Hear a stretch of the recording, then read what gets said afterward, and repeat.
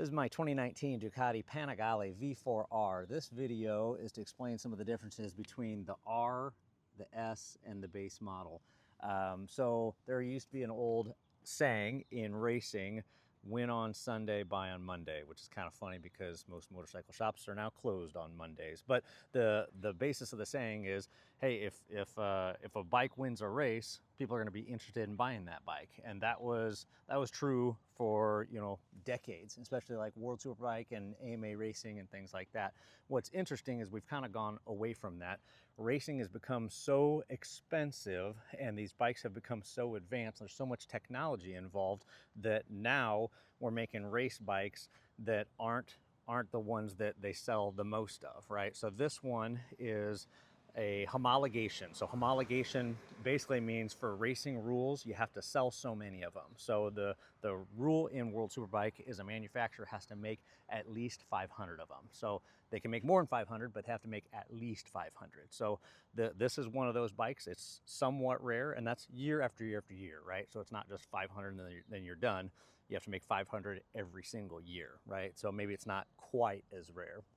So the how we've gotten away from it is, like the Fireblades and the ZX10s and things like that.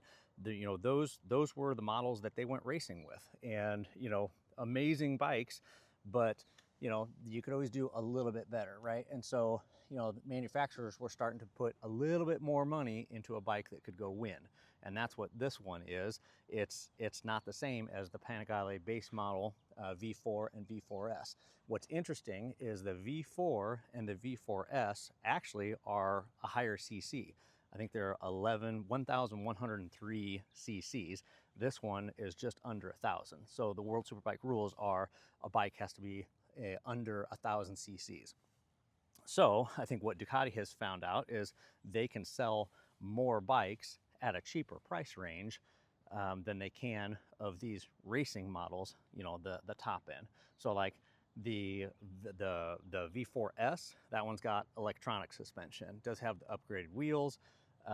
It still has all the rider modes, traction control, things like that. This one revs much higher, revs at like 16,000 RPM. So it's going to be a little bit more higher to maintain, maybe not quite as reliable. A higher mileage or pushing racing limits and things like that.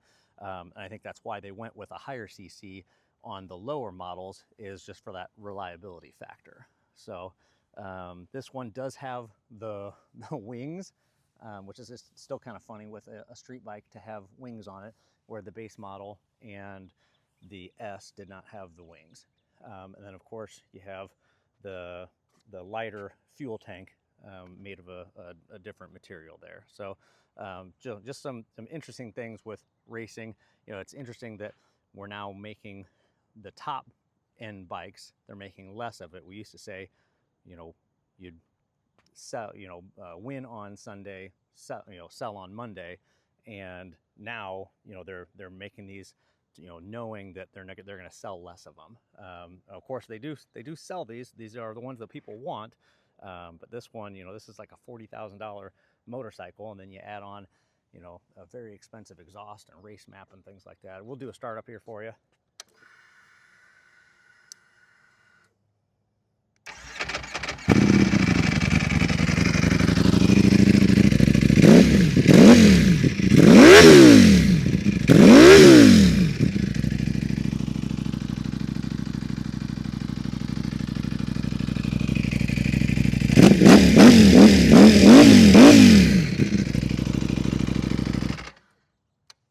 All right, guys, if you like my videos, give me a like, give me a subscribe, and we'll talk to you guys later.